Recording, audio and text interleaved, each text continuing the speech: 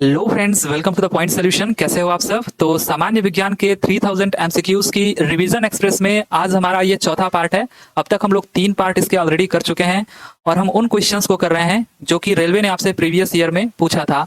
और ये आने वाले जितने भी फ्यूचर में एग्जाम है, चाहे वो आरआरबी एलपी टेक्नीशियन या फिर कोई सा भी एग्जाम हो जिसमें साइंस पूछा जाएगा, उसके लिए हेल्पफुल रहने वाला है और ये आपका बाइलिंगुअल चलेगा।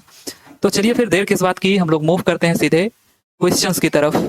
तो अब तक हम लोग 75 क्वेश्चन कर लिए थे, 76वें क्वेश्चन से आगे बढ़ना था। तो चलिए आज का भी जो पहला क्वेश्चन है वो न्यूमेरिकल ही है। A ball is dropped from a height of 80 metres, the distance covered in the fourth second will be. तो 80 मीटर की ऊंचाई से गेंद गिराई जाती है तो चौथे सेकंड में तय की गई दूरी डैश होगी। यहाँ पर हमको जी की वैल्यू गिवन है, तो एक्सेलरेशन अगर हमें गिवन है तो यहाँ पर हम क्या कर सकते हैं, क्वेश्चन को देख के आपको अनुमान लगाना है। हमको डिस्टेंस पूछा है और साथ ही साथ टाइम गिवन है, ठीक है, टी गिवन है। आपको याद आ रहा होगा कि अगर हम इसमें इक्वेशन ऑफ मोशन लगाए, वो भी थर्ड इक्वेशन, तो काम बन जाएगा क्योंकि यहाँ पर डिस्टेंस होता है। तो s is equals to u t plus half a t square. आप ये अगर यूज करते हो जिसमें आपको इनिशियल जो स्पीड है वो 0 है, तो ये तो और अच्छा हो गया। यहाँ पर आपका 0 हो जाएगा और ये हाफ ए की जगह पे आपको acceleration due to gravity, gravity यानी एक्सेलरेशन हमको यहाँ पर यूज करना है 10 गुणे, और टी हमको गिवन है 4 सेकेंड, ठीक है, चौथे सेकेंड में पूछा है तो ये स्क्वायर है। आप इसको सॉल्व करोगे तो ये 5 चौके 20 चौका 80 दे देगा, यानी 80 मीटर आपका आंसर आ गया और आप आंसर टिक कर दोगे। लेकिन ये पूरी तरीके से गलत हो जाएगा, ठीक है, ये सरासर गलत है। क्यों गलत है? क्योंकि यहाँ पर पूछा है हमसे चौथे सेकंड में। ये मैं आपको बताना चाहता था कि जब भी ऐसे पूछे कि इन द फोर्थ सेकंड जो डिस्टेंस उसने कवर किया है वो क्या है, यानी पहले सेकंड में कुछ डिस्टेंस कवर किया होगा, दूसरे सेकंड में कुछ डिस्टेंस किया कवर किया होगा, ठीक है, ये दूसरे सेकंड में, फिर ऐसे ही तीसरे सेकंड में कुछ ज्यादा डिस्टेंस कवर करेगा, फिर चौथे सेकंड में कुछ उससे भी ज्यादा डिस्टेंस कवर करेगा। अगर आप किसी वस्तु को ऊपर से नीचे गिरा रहे हो, ठीक है, तो हमसे ये केवल स्पेशली ये जो चौथे सेकंड में डिस्टेंस ट्रेवल किया गया है वो पूछा है। तो आप जल्दबाजी में इसको ऐसे गलती ना करें। यहाँ पर अगर आप इसको सॉल्व करना चाहते हो तो 2 तरीके से कर सकते हो। एक तो आपने ये निकाल लिया, अच्छा किया कि आपने देख लिया कि 4 सेकंड टोटल, अगर 4 सेकंड में हम देखें तो ये टोटल डिस्टेंस जो ट्रेवल कर रही है वो 80 मीटर कर रही है, ठीक है। अगर हम 3 सेकंड का भी निकाल लें यहाँ पर, ठीक है, सिंपली 3 सेकंड का, जैसे यहाँ पर 4 की जगह पे अगर हम 3 और 3 रख दें, ठीक है, तो काम बन जाएगा। 3 और 3 रख दे अगर, तो ये हमारा 3 तरीके 9 बचे 45, यानी यहाँ से यहाँ तक 3 सेकंड तक ये 45 मीटर डिस्टेंस ट्रेवल कर रही है, टोटल 80 कर रही है। तो बचा हमारा ये कितना, 80 में से अगर 45 को आप घटाते हो तो 35 मीटर आपका करेक्ट आंसर आ जाता है, ठीक है। लेकिन आप कहोगे ये तो इतना लंबा है, ऐसे क्वेश्चन तो पूछे नहीं जाते, लेकिन ये प्रीवियस ईयर का क्वेश्चन है और ये ऐसे नहीं करना है आपको। ये तो मैंने आपको समझाने के लिए बताया, आप डायरेक्ट इसमें फार्मूला का यूज कर सकते हो, जो मैंने अभी बताया इसी का यूज करके इस फार्मूले को बनाया गया है। अगर आप इसको इस तरीके से करोगे तो ये फार्मूला निकल के आएगा आपका you t plus half a t square की जगह पे ये हो जाता है आपका 2t-1, राइट। अब आप यहाँ पर हर एक सेकंड की डिस्टेंस बता सकते हो। तो हमको चौथे सेकंड का पूछा है, इनिशियल स्पीड 0 है, हाफ ए हमको गिवन है, और 2 इंटू देखिए चौथे सेकंड का दिया है तो टी की जगह पर 4 हमने रख दिया, और ये अब आपका करेक्ट आंसर दे देगा। ये आपका हो गया 5 और ये 8 हो गया, 8 में से 1 गया 7 और 7 5 35। देखिए 35 मीटर आपका डायरेक्ट आ गया। तो आप इसको विद इन सेकेंड इसको टिक कर सकते थे अगर आपको ये चीज पता होती तो, ठीक है। तो ये तो आपका बेसिक फार्मूला रहा, उसी को यूज करके बनाया गया आपका ये वाला कि आप हर एक सेकंड में निकाल सकते हो, ठीक है। अगर पहले सेकंड में पूछता कितना डिस्टेंस ट्रेवल करा तो भी आप निकाल सकते, तो वो तो मतलब पहले से भी निकल जाता। लेकिन अगर आपसे पूछता दूसरे सेकंड का तो आप निकाल सकते थे। तो आप देखोगे कि हर एक सेकंड में ज्यादा डिस्टेंस ट्रेवल कर रही है, ठीक है। तो यहाँ पर बी ऑप्शन आपका करेक्ट है, इसको ध्यान दीजिएगा। कैसे हुआ ये भी ध्यान दीजिएगा। अगला जो क्वेश्चन हमारा है, O2 का उपयोग करके पायरुवेट का विभाजन डैश में होता है। Pyruvate is split into dash using oxygen. अब देखिए काफी इंपॉर्टेंट क्वेश्चन है रेस्पिरेटरी सिस्टम में। ये मैंने आपको बताया था कि ग्लाइकोलिसिस और एक आपका क्रैब साइकिल, 2 साइकिल होता है रेस्पिरेशन में। ये आप गांठ बांध लीजिए कि ग्लाइकोलिसिस जो होता है वो कहाँ पर होता है, ये आपका होता है साइटोप्लाज्म में। ये हमेशा पूछा जाता है क्वेश्चन, ठीक है, साइटोप्लाज्म में। और जो क्रैब साइकिल होती है ये कहाँ पर होती है, तो ये माइटोकॉन्ड्रिया में होता है, ठीक है, माइटोकॉन्ड्रिया में होता है आपका। तो यहीं पर आपका क्या होता है, पहले तो ग्लाइकोलिसिस जब होता है तो उसमें जो ग्लूकोज होता है वो 2 पायरुविक एसिड में टूटता है, और फिर जब ये दोबारा क्रैब्स साइकिल में जाता है तो क्रैब्स साइकिल में ये जो 2 पायरुविक एसिड हैं ये आपके टूट जाते हैं, सिंपली कार्बन डाइऑक्साइड, वाटर और एनर्जी हमको रिलीज करके दे देते हैं, ठीक है। यानी जो 38 एटीपी हम कहते हैं, हालांकि यहाँ पर 36 ही एटीपी एनर्जी रिलीज होती है, लेकिन 2 एटीपी यहाँ पर एनर्जी रिलीज हुई होती है। तो इन दोनों को मिला करके टोटल 38 एटीपी हम कहते हैं, ठीक है। तो आपको ऑप्शन में अगर 38 एटीपी दिख रहा है तो आप इसको टिक मारिएगा। अगर 38 एटीपी ना हो, 36 हो तो आप इसको टिक करिएगा। हालांकि आप ये जानिए कि जो पायरुवेट है वो स्प्लिट होता है माइटोकॉन्ड्रिया में, ठीक है, और जो ग्लाइकोलिसिस होती है वो साइटोप्लाज्म में होती है। इसमें ग्लूकोज स्प्लिट होता है आपका पायरुवेट में। तो याद रहेगा ये चीज कि कौन सी चीज कहाँ पर होती है, ग्लाइकोलिसिस साइटोप्लाज्म और क्रेब्स साइकिल माइटोकॉन्ड्रिया, या फिर पायरुवेट कहाँ स्प्लिट होता है, माइटोकॉन्ड्रिया में। अगला क्वेश्चन है कि पौधों में स्रावित होने वाला वह हार्मोन जिसके कारण उनका तना सूरज की रोशनी की ओर झुकता है, क्या कहलाता है वो। तो काफी इंटरेस्टिंग क्वेश्चन है कि the hormone secreted in plants due to which their stems bends towards sunlight. तो किस हार्मोन की वजह से जो पौधे होते हैं, जैसे आप सूरजमुखी का पौधा देखते हो, सिंपल सा एग्जांपल, वो सूरज की तरफ झुक जाता है, तो ये ऑक्सीन हार्मोन की वजह से होता है, ठीक है, ऑक्सीन। तो ये आप याद रखिएगा, ऑक्सीन हार्मोन की वजह से। पहली बात तो जो प्लांट के हार्मोन्स होते हैं वो तीन तरह से हम इसको डिवाइड करते हैं। एक तो जो ग्रोथ कराते हैं, एक जो ग्रोथ को रोकते हैं, और एक जो दोनों करते हैं, ग्रोथ भी कराते हैं और रोकते भी हैं। तो जो ग्रोथ कराने वाले होते हैं, ग्रोथ प्रमोटर्स हार्मोन्स होते हैं, उनमें आपका आता है ऑक्सीन हार्मोन, जिब्रेलिन हार्मोन्स और साइटोकाइनिन हार्मोन्स। तो इसमें जो ऑक्सीन हार्मोन्स है वो जो देखिए आपका जब सनलाइट ऊपर है, एकदम ठीक आपके ऊपर होता है, यानी पौधों के भी ऊपर होगा, तो उसमें जो ऑक्सीन हार्मोन है वो इस स्टेम में, तने में पूरी तरह से फैला हुआ है हर जगह पे। लेकिन जैसे ही ये आपका जो सूरज है वो किसी एंगल पर आता है, तो जिस एंगल पर आता है ठीक उसके अपोजिट साइड में ये आपका ऑक्सीन जो हार्मोन है वो शिफ्ट हो जाते हैं इस तने में, ठीक है। जब ये इधर शिफ्ट हो गए तो ऑब्वियसली इधर का भाग हल्का हो जाएगा और इस पर जो फूल लगा होगा वो वजन होने की वजह से इसकी तरफ झुक जाएगा, ठीक है। तो इसी वजह से ऑक्सीन हार्मोन की वजह से जो तने होते हैं वो सूरज की रोशनी की तरफ ही झुक जाते हैं, ये आप ध्यान दीजिएगा, ठीक है। तो ऑक्सीन यहाँ पर आपका करेक्ट आंसर हो जाएगा। अगला जो क्वेश्चन हमारा है, परमाणु क्रमांक 57 वाला तत्व संबंध रखता है, the element with atomic number 57 belongs to. तो 57 इसलिए पूछा गया है क्योंकि ये लैंथेनॉइड सीरीज का पहला एलिमेंट है, और एक्टिनॉइड सीरीज का भी जो पहला एलिमेंट है आपको ध्यान देना है।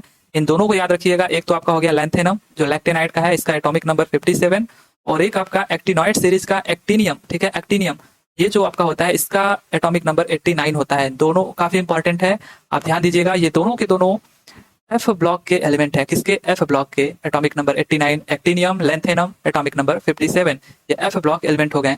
और ये आपके एस ब्लॉक एलिमेंट होते हैं, ये आपके पी ब्लॉक एलिमेंट, और ये आपके टोटल कितने होते हैं, ये डी ब्लॉक एलिमेंट, इनको हम ट्रांजिशन मेटल्स भी कहते हैं, ठीक है, जो डी ब्लॉक होते हैं। तो एस ये दोनों, पी यहाँ से यहाँ तक, एफ यहाँ से यहाँ तक, डी ब्लॉक यहाँ से यहाँ तक, ठीक है, तो ये एफ ब्लॉक के एलिमेंट हैं। आगे है कि in the case of zero work the angle between the displacement and the applied forces, कार्य शून्य की स्थिति में विस्थापन और लगाए जाने वाले बल के बीच का कोण कितना होता है। तो ये आप बचपन में भी सुने होंगे कि अगर हम कोई भी अपने सर पर बोझ लेकर के खड़े रहते हैं बहुत देर तक, तो हम तो कहेंगे कि हम तो काम कर रहे हैं, लेकिन वो कोई काम नहीं हुआ, ठीक है। काम किस लिए नहीं हुआ, क्योंकि जो हमारा वर्क होता है वो होता है एफ डी कॉस थीटा, ये आप जानते होंगे, ठीक है। तो यहाँ पर जो थीटा की वैल्यू है वो आपकी हो जाती है 0, ठीक है, क्यों, सॉरी 90 डिग्री, क्यों, क्योंकि यहाँ पर जो फोर्स हमारा एक्ट हो रहा है वो वर्टिकली एक्ट हो रहा है, ठीक है, वर्टिकल है। जबकि ये जो जैसे कूली हो गया, वो बोझ लेकर के अपने सर के ऊपर जा रहा है, तो वो जो ट्रेवल कर रहा है वो वर्टिकल कर रहा है, ठीक है, सॉरी हॉरिजॉन्टल कर रहा है, हॉरिजॉन्टल, और जो फोर्स लग रहा है वो वर्टिकली लग रहा है। तो ये जो फोर्स है और जो उसका डिस्प्लेसमेंट है, इन दोनों के बीच का जो एंगल हो जाता है वो 90 डिग्री हो जाता है। और अगर एंगल हमारा 90 डिग्री हो गया तो सिंपली ये हमारा कितना हो जाएगा, एफ डी कॉस 90 डिग्री, ठीक है। और 90 डिग्री की वैल्यू आपको भी पता है 0 होता है, तो वर्क हमारा 0 हो जाता है। तो 3 केस होते हैं जब हमारा वर्क 0 हो जाए। एक तो अगर आप किसी चीज पे फोर्स लगा रहे हो और वो डिस्प्लेस ही ना हो, तो डिस्प्लेसमेंट अगर 0 तो सब 0। दूसरा कि आप फोर्स ही नहीं लगा रहे हो और अपने आप कोई चीज ऑटोमेटिक एक स्थान से दूसरे स्थान पर चली जा रही है, तो भी कोई आपने वर्क नहीं किया, ठीक है। यानी अगर फोर्स 0 तभी सब कुछ 0। या फिर आप जो भी फोर्स लगा रहे हो और जो उसमें डिस्प्लेसमेंट हो रहा है, यदि उन दोनों के बीच का एंगल 90 डिग्री हो जाता है तो भी आपका वर्क 0 हो जाता है। तो यहाँ पर डी ऑप्शन आपका करेक्ट हो जाएगा, राइट। अगला क्वेश्चन है कि एक शेल के विस्फोट के बाद कई टुकड़े अलग अलग दिशाओं में उड़ जाते हैं, इस स्थिति में क्या संरक्षित रहता है। तो after the explosion of a shell many fragments lie in the different direction, what is preserved in this situation.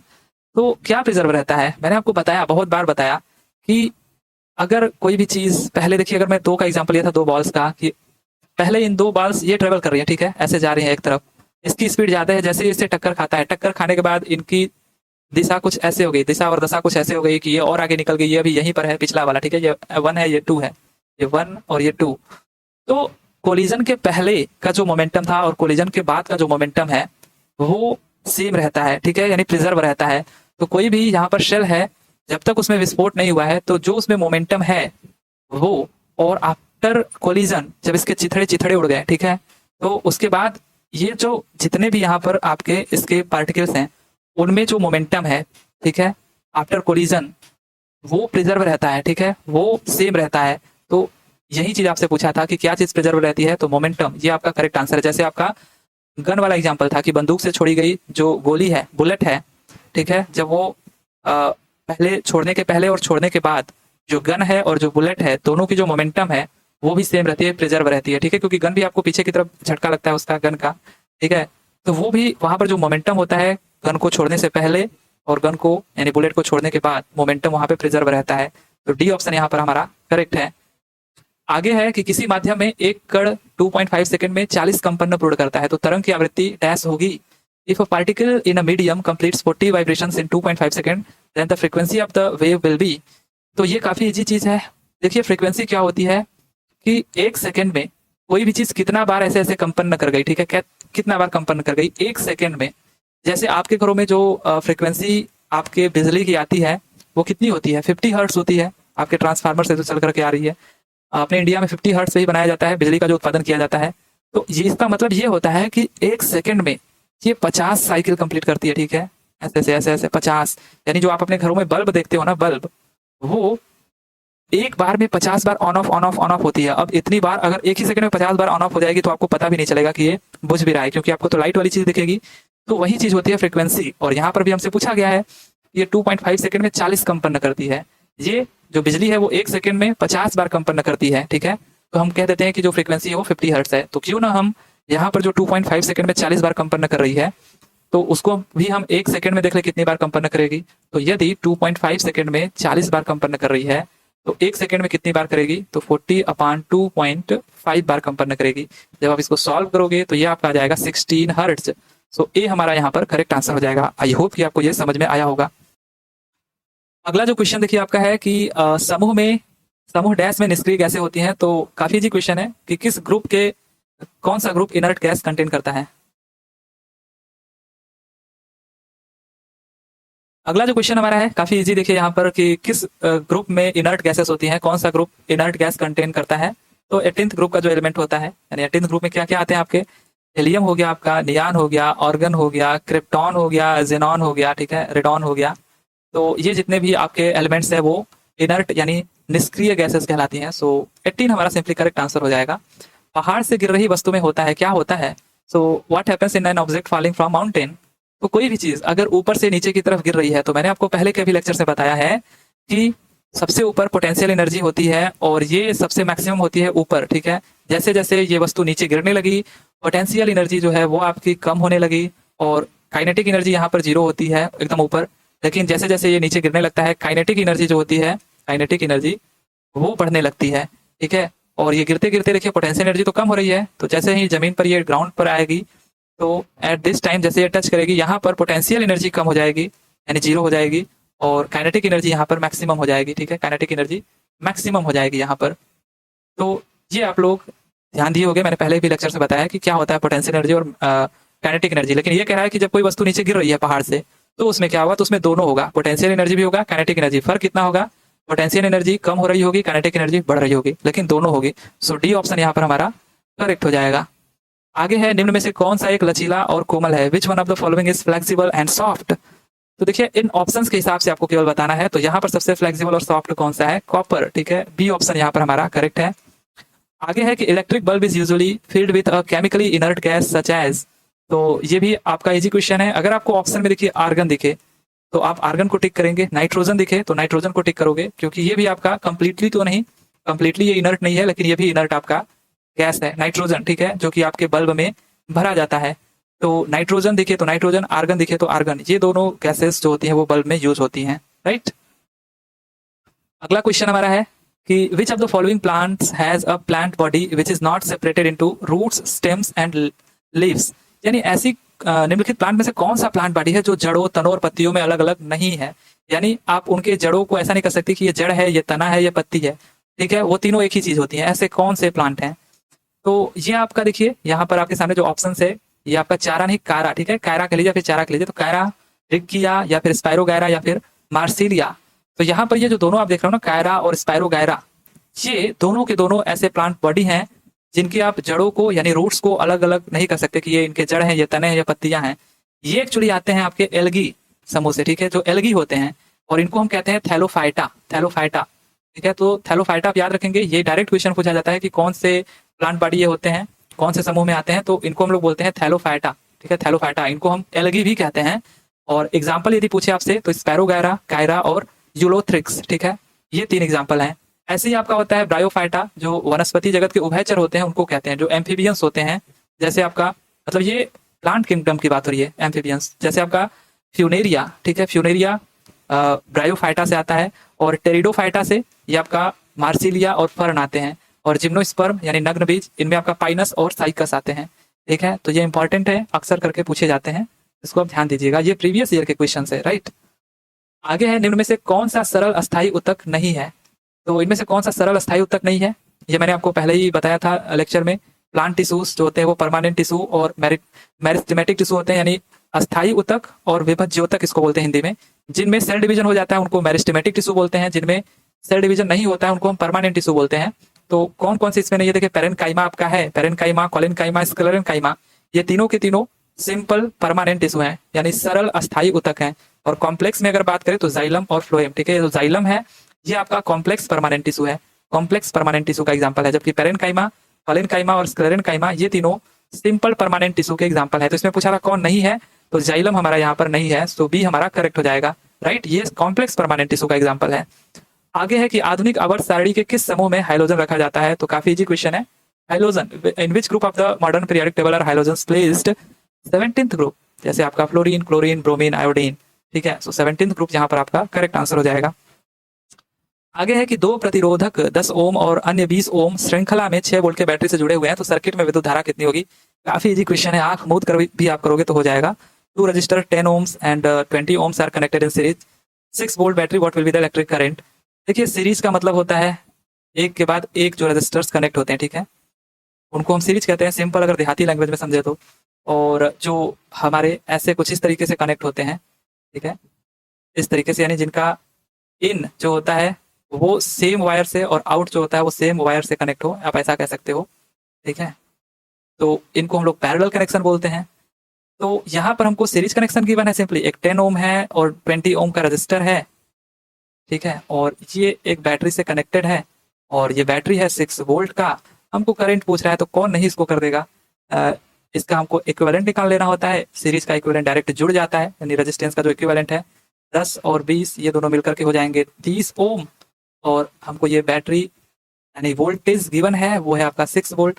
अब आपको यहाँ पर ओम्स लॉ लगाना है, ओम्स लॉ कहता है I is proportional to V और इनवर्सली प्रोपोर्शनल टू R, तो I is equals to inversely proportional नहीं, मतलब सिंपली प्रोपोर्शनल टू V होता है, ये आपका 1/R यहाँ पर प्रोपोर्शनलिटी कांस्टेंट है, तो I is equals to V/R को अगर हम यहाँ पर रख देंगे तो हमारा करंट आ जाएगा। V हमको गिवन है 6, R 30, तो ये हमारा हो गया सिंपली 0.2 एम्पियर, सो ए हमारा करेक्ट आंसर हो जाएगा। काफी इजी क्वेश्चन है, आप निकालना जानते होंगे। अगला है the point where the entire weight of an object acts, तो कहाँ पर वस्तु का संपूर्ण भार कार्य करता है।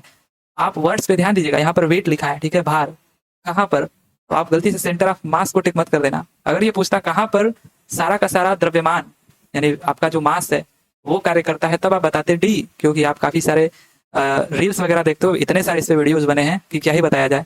लेकिन यहाँ पर आपसे वेट कहा है, ठीक है, भार, यानी वेट मैंने आपको पहले ही बता रखा है, weight is nothing but gravitational force, ठीक है, Fg, ठीक है, यही हमारा होता है वेट। इसका भी जो यूनिट होता है वो न्यूटन ही होता है।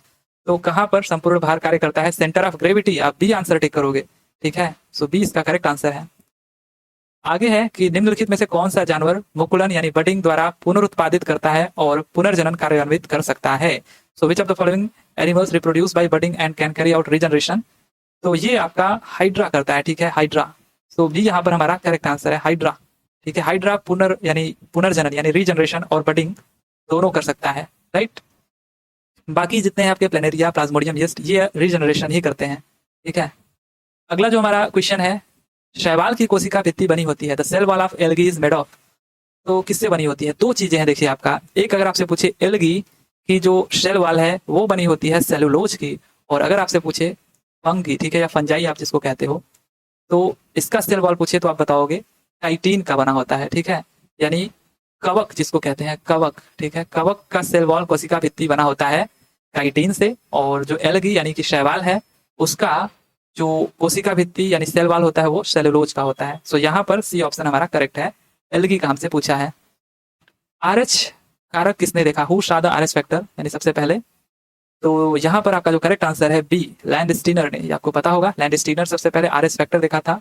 आरएच फैक्टर सिंपली इसका ये मतलब होता है जिनके अंदर एंटीजन प्रेजेंट होता है, ठीक है, उनको हम कहते हैं आरएच प्लस, और जिनके अंदर नहीं प्रेजेंट होता उनको हम कहते हैं आरएच माइनस, ठीक है। यानी आरएच प्लस जिनका ब्लड ग्रुप पॉजिटिव में होता है, सिंपली ए पॉजिटिव बी पॉजिटिव जो हम कहते हैं, ठीक है। आरएच माइनस का मतलब जिनका ब्लड ग्रुप, इन्हीं को हम लोग कह देते हैं कि इनका ब्लड ग्रुप नेगेटिव में है, यानी जैसे ओ नेगेटिव आपका हो गया, ठीक है। तो इसकी जो खोज करी थी वो किसने करी थी? लैंडस्टीनर ने। और साथ ही साथ आप ये जान सकते हो कि रॉबर्ट ब्राउन जो थे, ये सेल में जो न्यूक्लियस होता है उसका खोज करा था इन्होंने, ठीक है। सेल की खोज किसने करी थी? तो ये तो रॉबर्ट हुक ने करी थी, ठीक है, ये करा था रॉबर्ट हुक ने। लेकिन ये भी जो करा था इन्होंने डेड सेल की, मृत कोशिका की, ठीक है।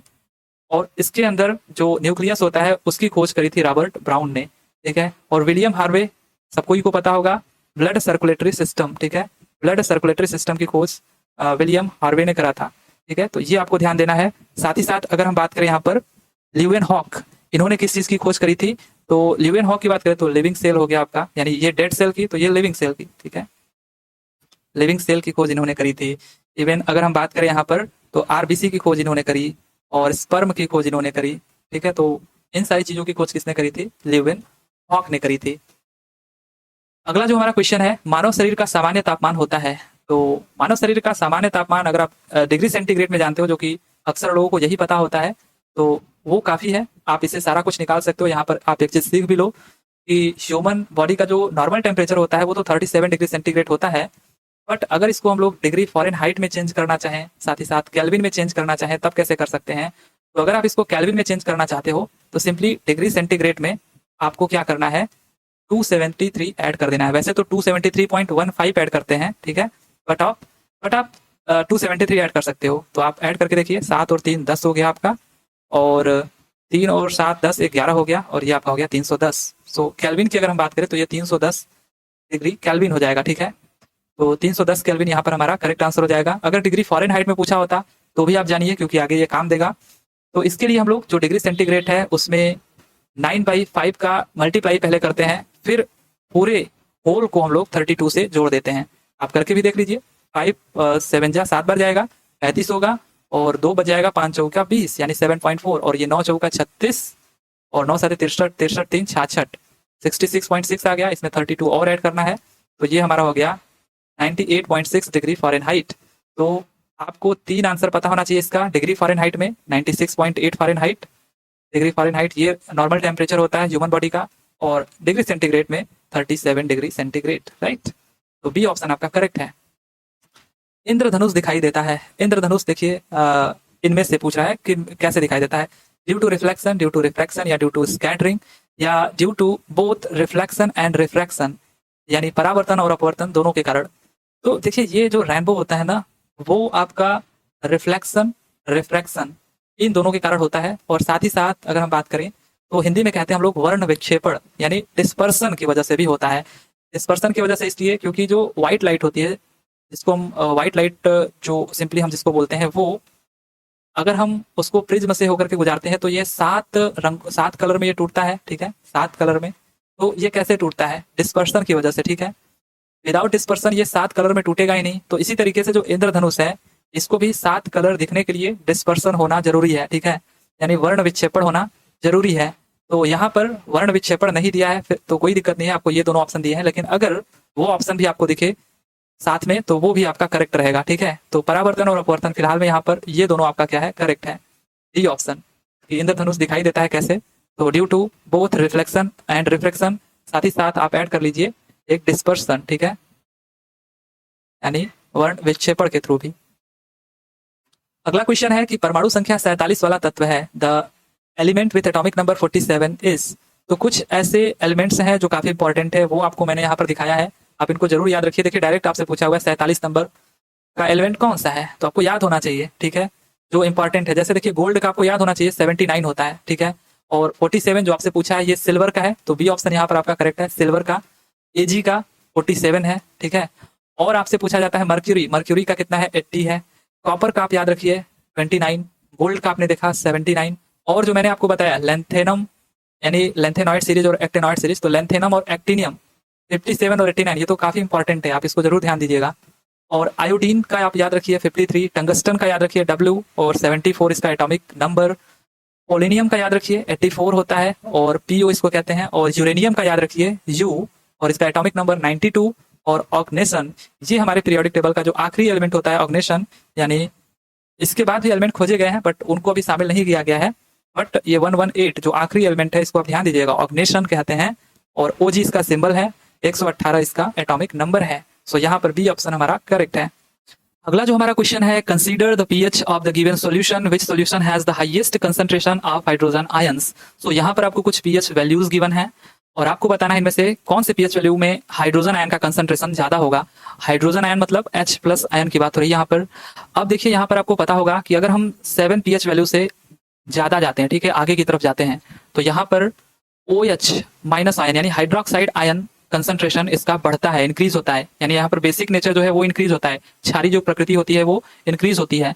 लेकिन वहीं पर जब 7 से कम हम पीएच वैल्यूज को देखते हैं, जितना ही कम होगा ये तो एसिडिक नेचर हो जाएगा ये, ठीक है, उतना ही ज्यादा स्ट्रॉन्ग एसिड ये बनेगा, ठीक है। तो यहाँ पर क्या होता है, जो हाइड्रोजन आयन का कंसंट्रेशन है वो इधर की तरफ इंक्रीज होता है। तो जितना ही कम पीएच वैल्यू होगा उतने ज्यादा हाइड्रोजन आयन का कंसंट्रेशन होगा। सो यहाँ पर आप देख लो कौन से में सबसे ज्यादा कम पीएच वैल्यू है, 2.4, यहाँ पर सबसे ज्यादा कम पीएच वैल्यू है। सो 2.4 पीएच वैल्यू जब होगा तो वहां पर हाइड्रोजन आयन की जो कंसंट्रेशन है वो ज्यादा होगा। सो सी ऑप्शन हमारा करेक्ट हो जाएगा, जो कि हमसे पूछा था, highest concentration of hydrogen ion. अगला हमारा क्वेश्चन है, which of the following compounds does not have water of crystallisation. सो किस कंपाउंड के पास यहाँ पर वाटर ऑफ क्रिस्टलाइजेशन नहीं है या फिर यौगिक में क्रिस्टलीकरण का पानी नहीं है। तो देखिए इससे पहले ऐसा क्वेश्चन आया था जिसमें मैंने बताया था आपको, वहां पर यह पूछा गया था कि कितना वहां पर वाटर मॉलिक्यूल है। तो जिप्सम की अगर हम बात करें तो ये simply calcium sulphate dot 2H2O यानी 2 वाटर मॉलिक्यूल यहाँ पर प्रेजेंट होते हैं। वॉशिंग सोडा की बात करें तो ये आपका हो जाएगा simply Na2CO3 dot 10H2O decahydrate, ठीक है। तो 10 वाटर मॉलिक्यूल यहाँ पर प्रेजेंट हैं। और कॉपर सल्फेट की बात करें तो CuSO4 डॉट 5H2O, यहाँ पर 5 वाटर मॉलिक्यूल प्रेजेंट होते हैं। तो इन तीनों में तो वाटर मॉलिक्यूल प्रेजेंट है, यानी क्रिस्टलीकरण का पानी तो मौजूद है, बट बेकिंग सोडा में क्या होता है, कोई भी वाटर मॉलिक्यूल नहीं होता है, NaHCO3 सोडियम बाइकार्बोनेट। देखिए B फॉर बाई मैं ऐसे मतलब याद रखता था, ठीक है, B फॉर बाई यानी सोडियम बाइकार्बोनेट। तो इसमें कोई वाटर मॉलिक्यूल नहीं है। सो ए ऑप्शन हमारा क्या हो जाएगा, करेक्ट हो जाएगा। आगे है कि a chemical reaction in which heat is produced is called a. So simple सी बात है, केमिकल रिएक्शन जिसमें हीट प्रोड्यूस होता है उसको हम क्या कहते हैं, एक्सोथर्मिक रिएक्शन कहते हैं। तो ए ऑप्शन यहाँ पर करेक्ट हो जाएगा। ये आपका लास्ट क्वेश्चन था, यहाँ पर आपका चौथा एपिसोड भी कंप्लीट होता है। आई होप कि आपको ये पसंद आया होगा। अगर ठीक ठाक लगा होगा तो लाइक कर दीजिएगा, अदरवाइज नहीं लगा होगा तो डिसलाइक करिएगा, जो मर्जी वो करिए। चलिए फिर मिलते हैं अगले वीडियो में अगले क्वेश्चंस के साथ। तब तक के लिए thank you, ta ta and bye bye.